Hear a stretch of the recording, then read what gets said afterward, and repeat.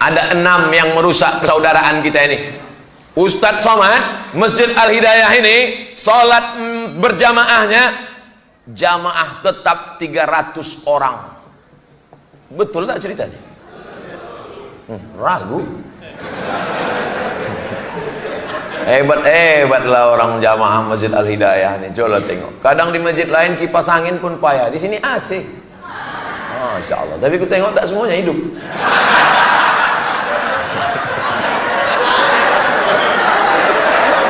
Hebat.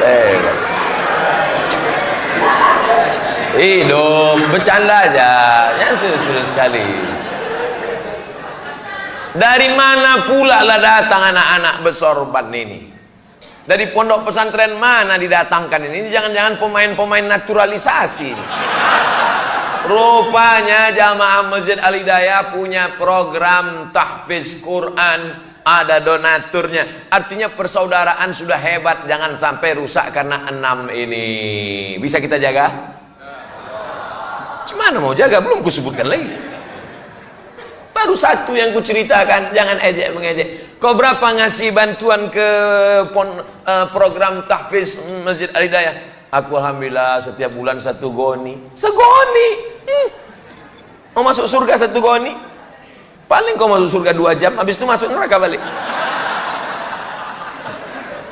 Janganlah mengejek. Persaudaraan nih mesti kita jaga. Jangan ejek mengejek, jangan olok mengolok. Masalah yang besar diperkecil, yang kecil dihilangkan. Siap? Insya Allah. Wala taqulanna li syai'in inni fa'ilun dzalika ghada. Jangan kau katakan aku akan berbuat besok illa ayyasha Allah, kecuali atas kehendak. La haula wala quwata illa billah. Ingat, yang pertama jangan mengejek. Kita masuk yang kedua. Wala talmizu anfusakum. Jangan kau burukkan dirimu, jangan kau jelekkan dirimu. Ini ayat ini tak masuk akal. Ini jangan salah terjemah. Wala talmizu anfusakum. Jangan kau jelekkan dirimu. Ada orang mau menjelek-jelekkan dirinya? Mana ada? Ada orang mau merendahkan dirinya? Mana ada? Yang ada orang selalu menaikkan dirinya. Aku paling kaya, aku paling hebat, aku paling tinggi jabatan, aku paling lama di sini, aku yang paling tus jatuh. Jadi apa makna ayat? Jangan kamu jelekkan dirimu. Ketika saya menjelekkan engkau saudaraku, maka saat itu aku sedang menjelekkan diriku, karena kita berasal dari diri yang sama. Engkau dari Adam, aku dari Adam. Dari mulai Adam sampai Adam Smith, semua berasal dari Adam. Adam, Idris, Nuh. Nabi Nuh punya anak 3, Sam, Ham, Yafes. Sam itulah bapaknya orang Arab dan Yahudi. Sam. Ham itulah bapaknya orang Afrika yang berkulit hitam. Yafes itulah bapaknya orang yang berkulit putih. Kulit hitam, kulit putih, antara hitam dan putih. Yang satu kulitnya berlebih, itu Afrika. Yang satu kurang warna kulitnya, itulah orang Eropa. Yang satu sedang-sedang, itulah orang Arab. Kita ini entahlah campur-campuran. Nah, itu disebutkan dalam kitab Al-Bidayah wan Nihayah, ditulis oleh Imam Abul Fida Ismail Ibnu Katsir. Oleh sebab itu maka jangan pernah kita tunjuk orang, karena ketika kita tunjuk dia, jelek, pendek, busuk, hitam, saat itu kita sedang mengejek diri kita sendiri. Kalau ditempeleng pipi kita sakit, begitu juga pipi dia. Kalau kita cubit tangan kita sakit, begitu juga tangan dia. Itu disebut dengan empati. Ada empati, ada simpati. Ibu-ibu menengok anak orang susah di lampu merah, nyanyi-nyanyi untuk dapatkan duit, meleleh air mata. Aku sedih kali nengok dia tadi. Kenapa? Terbayang aku anakku, andai begitu cucuku. Itu namanya simpati. Sekedar simpati nengok orang lain. Tapi yang lebih hebat daripada simpati, apa dia? Empati. Bukan XL. empati. Empati itu bukan sekedar prihatin, bukan sekedar sedih, tapi keluar duit, memberikan bantuan, memberikan pertolongan, bukan mengejek. Ini udahlah tak keluar duit, caci maki, sumpah serapah. Dibukanya kaca, kita sangka kaca mau ngasih duit, rupanya kan kau kecil dah menyusahkan orang, tua apalagi menjadi perampok kan nanti, sampah masyarakat. Tuih. La ilaha illallah Muhammadur Rasulullah. Oleh sebab itu maka yang kedua adalah la talmizu anfusakum. Jangan kau jelekkan orang saat itu kau sedang jelekkan dirimu. Jangan kau rendahkan orang saat itu kau sedang rendahkan dirimu. Jangan kau jatuhkan orang saat itu kau sedang jatuhkan dirimu. Karena engkau adalah diri yang satu, sama-sama dari Adam. Kullukum min Adam. Semua kalian dari Adam. Wa Adam min turab. Adam dari tanah. Tolong yang berasal dari besi angkat tangan. Yang dari besi cuma satu, Robocop. Satu lagi Transformer. Yang lain daripada itu semuanya berasal dari tanah. Setelah mati masuk ke dalam tanah, akan dimakan oleh cacing tanah. Warnanya warna tanah, baunya bau. Nah, ngaku. Yang disombongkan ini apa? Makanya nanti kalau ada tetangga ibu, kawan ibu, jamaah ibu, kawan bapak, jamaah bapak sombong, buat macam saya tadi, panggil dia sini kok. Kita dari tanah, akan masuk liang tanah. Itu kan ceramah Ustaz Somad kemarin. Apa yang disombongkan ini? Keluar dari perut ibu kita tak bawa apa-apa. Akhrajakum min butuni ummahatikum. Dia mengeluarkan engkau dari perut emakmu, kau tak tahu, tak bawa apa-apa. Ada yang dulu lahir bawa gelang emas 3 inci. Mana ada? Jabatan datang belakangan, seragam datang belakangan, kehormatan datang belakangan. Maka orang yang sombong itu dalam ungkapan ijabul mar'i binafsihi unwanu dha'fi aqlihi. Orang yang aku sombong merasa kagum dengan dirinya, itu tanda otaknya lemah. Jadi kalau ada orang kagum, wah kalau berjalan mendongak aja guys. Udahlah pesek mendongak pula. Nauzubillah. Tapi jamaah Al-Hidayah ini semuanya rendah hati semua. Pejabat-pejabat semuanya duduk di lantai. Saya aja yang dikasih kursi. Karena kalau tak dikasih kursi payah kamera nyuting. Masya Allah, tabarakallah. Semuanya duduk, tak ada dikasih air minum. Saya dikasih 2 botol. Dikasih tisu, lengkap semuanya. Dikasih spidol, supaya nulis. Lengkap semuanya. Mudah-mudahan semua kebaikan yang memprogram acara ini, panitianya, pengurusnya, semua yang sudah mengerahkan segenap kemampuannya, dibalas Allah dengan kebaikan-kebaikan. Anak-anaknya dijadikan anak-anak yang soleh dan solehah, menjadi para penghafal Al-Quran, dijauhkan dari narkoba, dijauhkan dari zina, dijauhkan dari perbuatan dosa, dijauhkan dari su'ul khatimah. Dan yang paling penting adalah hidup ini istiqomah, bukan istriqomah. Istiqomah saat senang, istiqomah saat susah, istiqomah dalam masjid, istiqomah luar masjid, istiqomah sampai akhirnya malaikat maut datang mencabut nyawa, keluar dari mulutnya la ilaha illallah. Bisa kita lanjutkan yang ketiga? Wala tanabazu bil alqab. Jangan menggelar-gelar orang dengan gelar yang jelek-jelek. Kebetulan di kampung itu ada nama Ahmad Muhammad sampai 5 orang. Ahmad Muhammad, Ahmad Muhammad, Ahmad Muhammad, Ahmad Muhammad. Tengok, itu mat apa? Mat pendek itu apa? Mat panjang itu apa? Mat bungkuk itu apa? Mat lepes. Akhirnya berawal dari canda, tapi rupanya hati sudah terluka. Galah patah boleh disambung, kaca retak boleh direkat, hati yang sakit kemana obat akan dicari. Kalau saya bilang gitu bukan so sweet. Artinya apa? Berawal dari bercanda, nampaknya macam bergurau, rupanya hati kawan sudah hancur, remuk, redam macam kaca jatuh ke batu. Oleh sebab itu Al-Quran sudah mengajarkan kita, la tanabazu bil alqab. Jangan ejek orang dengan gelar-gelar yang buruk-buruk, yang jelek-jelek. Bi'salismul fusuqu ba'dal iman.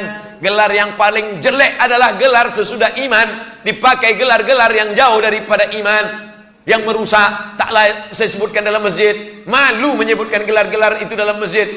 Tapi kita dengar, kita baca, kita tonton, macam-macam dipakaikan gelar-gelar yang tak baik. Ada gelar adat yang baik, silakan, tak salah. Ada gelar suku yang baik, silakan, tak salah. Tapi menggelar orang, melengketkan nama jelek ke nama orang, itu sudah merusak kehormatannya.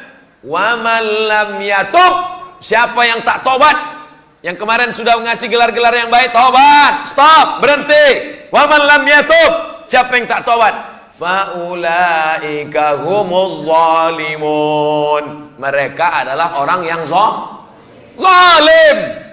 Bayangkan ibu menggelar orang dengan yang tak baik. Setelah ibu meninggal dunia dilanjutkan orang gelar itu, mengalir jadi dosa jari. Dosa jariah, bukan amal jariah. Tapi anak-anak kita ini nanti akan mendapat gelar baru. Apa nama gelarnya? Al-Hafiz, para penghafal Al-Quran. Amin. Anak siapa itu Al-Hafiz itu? Anak saya. Ibu hafal Quran? Enggak, baca pun tak bisa. Kenapa dia bisa hafal Quran? Karena aku mensupport dia. Al-Hafiz fulan, Al-Hafiz, bangga kita. Anak-anak penghafal Quran ini bisa memberikan syafaat. Mudah-mudahan mereka masuk surga. Mereka pula menarik kita karena kita dapat syafaat dari mereka, insyaallah. Amin. Jangan sepelekan mereka. Mereka bersalaman mau mencium tangan Ustadz Abdul Somad. Oh, tak layak kau cium tanganku, nak. Aku yang mestinya mencium tangan kalian, karena kalian pagi, petang, siang, malam menghafal Al-Quran, mengulangi hafalan sampai akhirnya 30 juz masuk ke kepalanya. 30 juz. Kita juz 30 aja hilang-hilang timbul. Asal jadi imam, kul. Bangga. Al-mahiru bil Quran. Mereka yang mahir membaca Quran, menghafal Quran. Ma'as safaratil kiramil bararah. Nanti di akhirat waktu bangkit dari kubur bersama malaikat. Mereka ini nanti waktu bangkit dari kubur, tengok kanan malaikat, tengok kiri malaikat, tengok muka malaikat, tengok belakang malaikat, atas malaikat. Mengapa aku bangkit bersama malaikat, ya Allah? Karena engkau ahli Al-Quran. Yang anak-anaknya belum menghafal Quran, masukkan ke pesantren pondok tahfiz Quran. Nanti bulan 6, sekarang jangan. Tak bisa masuk tengah jalan. Apa maknanya? Yang sudah berlalu, balaskan dendam sakit hati. Saya dulu belum ngaji, Pak Ustadz. Saya dulu tak masuk sekolah agama, Pak Ustadz. Saya dulu tidak pesantren, Pak Ustadz. Sakit hati saya, Pak Ustadz. Masukkan pendidikan agama. Setuju? Yang setuju-setuju aja, daftarkanlah. Ada juga orang tua ini kadang dia sakit hati. Saya sakit hati, Pak Ustadz. Anak saya tak pandai baca Quran. Anak saya tak bisa baca Quran. Anak saya tak hafal Quran. Saya biarkan aja gitu. Kenapa? Biar sama-sama saya gobloknya. Oh, jangan. Kenapa? Karena mereka mau mendoakan kita nanti setelah kita masuk liang lahat. Mereka yang akan berkata, Rabbil firli waliwa lidayya warhamhuma kama rabbayani shaghira. Kita lanjutkan yang keempat. Surat Al-Hujurat ayat 12. 10 sudah, 11 sudah. Sekarang ayat 12, ayat yang terakhir. 15 menit lagi habis jam 3. Ya ayyuhalladzina amanu, hai orang beriman, ijtanibu katsiran minadh-dhann, jangan bersuuz. Inna ba'dadh-dhanni ismun, karena suudzon itu dosa. Kalau kita ragu, tanya, brother, kenapa kau diam aja sejak 2 hari? Dulu kau ramah, dulu kau baik. Mentang-mentang kau mobil baru ya, mentang-mentang kau jam baru ya, mentang-mentang kau cincin baru ya, kenapa kau diam? Rupanya dia diam itu bukan karena sombong. Aku nih sakit. Apa sakit? Aku udah tak kentut sebulan. Patutlah. Kita sudah berdosa karena suudzon.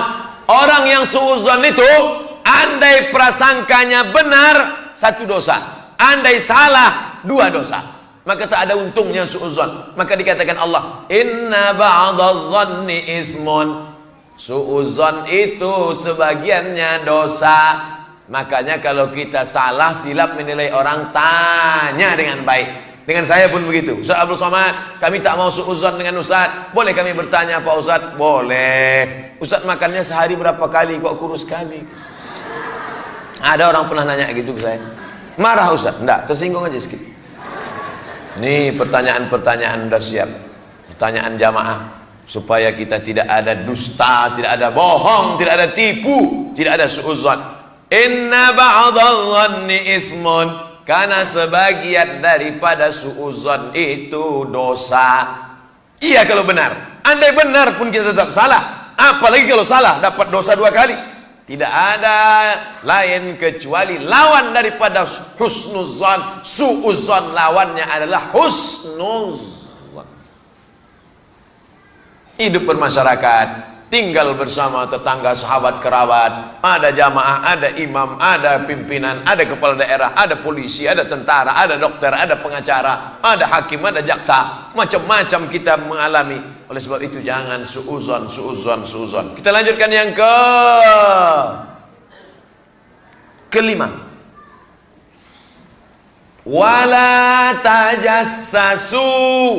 Jangan mencari-cari kesalahan orang. Jasus, spionase, mata-mata. Tugasnya mencari-cari kesalahan orang. 100 perbuatan dia, 99 baiknya, tak pernah nampak. Yang nampak 1 saja. Debu di seberang lautan nampak. Gajah bengkak digigit tawon, di pelupuk mata tak nampak. Nah, ini kerja model begini ini dalam ayat Al-Hujurat 12 ini buang jauh-jauh. Wala tajassasu. Jangan cari-cari kesalahan. Selama 45 menit, 50 menit, sekarang jam 3.50. Selama 50 menit ini kita ramai di Masjid Al-Hidayah nih, siapa yang paling banyak salahnya? Abdul Somad lah paling banyak salah. Kalau mau dicari-cari salah saya, Abdul Somad ini tak sopan. Orang-orang tua di bawah, dia duduk di atas. Abdul Somad ini tak sopan. Dari tadi ngomongnya menyenggak-nyenggak orang aja, tidak teriak aja. Abdul Somad ini tak sopan. Dari tadi tangannya sebelah kiri aja, tangan untuk cebok itu pula dipakai. Oke, kita robah sebelah kanan. Kalau mau dicari salah-salah orang, maka orang ini tak ada baiknya. Makanya dalam pepatah Arab dikatakan, man talaba akhan bila aibin baqiya bila akhin. Siapa mencari kawan yang tak bercacat, siapa mencari kawan yang tak ada aibnya, maka seumur hidup dia tidak akan berkawan. Bersyukurlah Bapak Ibu yang punya kawan jamaah Masjid Al-Hidayah. Mudah-mudahan yang tak baik menjadi baik, yang sudah baik menjadi lebih baik, yang sudah lebih baik menjadi istiqomah dalam kebaikan. Kalau ada kurang-kurang sedikit kita sampaikan. Kalau dia tersinggung, sampaikan kepada ustadz, kepada buya, kepada alim ulama, kepada pengurus masjid. Kalau dia tidak juga mengerti, kita sampaikan baik-baik. Ud'u ila sabili rabbik, ajak ke jalan Allah bil hikmah, dengan cara yang santun, wal mau'izatil hasanah, suri tauladan yang baik. Kalau dia mau mengajak berdebat juga boleh didebat, tapi dengan cara wajadilhum billati ya ahsan. Debatlah dengan cara yang baik. Inna rabbaka huwa a'lamu biman dhalla an sabili. Allah lebih tahu siapa yang sesat dari jalannya. Wa huwa a'lamu bil muhtadin. Allah lebih tahu siapa yang dapat hidayah. Itulah yang kita minta 17 kali sehari semalam. Ihdinas siratal mustaqim. Wala tajassasu. Jangan cari-cari kesalahan orang. Yang terakhir, yang keenam. Wala yatab ba'dukum ba'da. Jangan bicara aib orang lain. Ayuhibbu ahadukum ayyakula lahma akhihi maitan. Maukah kamu memakan bangkai saudaramu? Fakarihtumuh. Bangkai tikus, isu, bakso, sate, bangkai tikus. Berbulan-bulan orang tak mau makan tikus. Tak mau makan tikus pula. Berbulan-bulan orang tak mau makan sate, tak mau makan bakso. Kenapa? Takut isu termakan bangkai tikus. Tapi bangkai tikus orang jijik, bangkai tikus orang tak suka, tapi memakan bangkai saudaranya. Siapa itu orang memakan bangkai saudaranya? Orang yang menceritakan aib orang lain. Sekarang aib ini, Bu, Bapak, adik-adik, saudara-saudara, aib ini sekarang bukan lagi menjadi malu, tapi sudah menjadi industri. Aib pagi, aib siang, aib malam. Bahkan ada orang yang tak selera makan, tak kenyang, tak lelap kalau tak menengok aib. Dulu namanya aib, sekarang berubah menjadi infotainment. Bahkan ada orang yang sengaja mengumbar aibnya supaya viral, supaya terkenal, karena ada tujuan di balik itu. Lah, memang dunia sudah mau kiamat sudah. Kalau tak kita jaga diri kita ini, nauzubillah. Oleh sebab itu maka yang keenam ini yang paling tajam adalah, makanya orang ulama namanya Imam Al-Hasan Al-Basri, kalau ada orang menceritakan aib dia bungkus kado, dibungkusnya kado, kain, hadiah, diantarkannya ke rumah orang itu. Assalamualaikum. Waalaikumsalam. Ini ada hadiah untuk kau. Baik sekali ente. Kenapa ente kasih hadiah? Karena engkau selalu mengirim amalmu untukku, maka sekarang ku balas. Mana pernah aku ngirim amal? Salatmu untukku, puasamu untukku, kurbanmu untukku, hafalan Qur'anmu untukku, karena kau selalu menceritakan aib aku. Makanya nanti kalau ada orang bicarakan aib ibu pergi ke Simpang Limun, belikan cuci tangan agak 2 biji, bungkus pakai kertas kado. Ini hadiah untuk ente. Kok tiba-tiba ente baik? Karena engkau baik tiap hari mengirim amalmu untukku. Kata siapa? Kata Ustaz Somad. Dari mana diambilnya riwayat? Dari Imam Al-Hasan Al-Basri. Apa nama kitabnya? Tanbihul Mu'tarrin. Mengingatkan orang-orang yang tertipu. Kenapa? Karena dia sangka dia masuk surga karena zakatnya, masuk surga karena bangun masjid, masuk surga karena infak sedekah. Belum tentu. Masuk surga adalah karena rahmat Allah. Rahmat Allah terhalang gara-gara kau menceritakan aib orang lain. Seorang ulama duduk, di sampingnya ada orang cerita aib orang lain. Dia duduk di situ, dia tak ngomong, dia diam aja. Malamnya dia mimpi makan babi busuk bangkai. Dia tanya, kenapa aku bisa makan babi busuk bangkai? Karena engkau tadi siang duduk di tengah orang yang membicarakan aib orang lain. Tapi aku tak ikut ngomong. Kau tak ikut ngomong, kau diam saja, maka disuapkan ke mulutmu. Begitu disebutkan dalam kitab Tanbihul Mu'tarrin, ditulis oleh Syekh Abdul Wahab Asy-Sya'rani. Sedangkan tidak ikutnya saja seperti memakan bangkai babi yang busuk. Bagaimana kalau ikut? Bagaimana kalau memberikan motivasi? Bagaimana kalau memberikan fasilitas? Na'udzubillah. Sekarang orang tak ngomong, mulutnya tak bicara, tapi tangannya tak berhenti. Sampai bengkak jempol tuh. Gara-gara membahas tentang aib orang lain. Oleh sebab itu kalau ada yang model begini, stop, jangan ikut. Stop, aku sudah berhenti. Hijrah. Banyak orang tahan menahan makan, menahan minum, tahan. Banyak orang tahan melangkahkan kaki sholat berjamaah ke masjid, tahan. Banyak orang yang siap mendengarkan pengajian tausiah dari ustaz, tahan. Tapi kalau sudah menahan lidah, menahan mulut dari membicarakan aib orang lain, tak tahan. Oleh sebab itu ini ujian persaudaraan. Surat Al-Hujurat ayat 10, 11, 12. Itulah yang kita bahas pada kesempatan ini. Sekarang jam 3 kurang-kurang sikit karena kita udah lama berkawan, tak apa-apalah ya.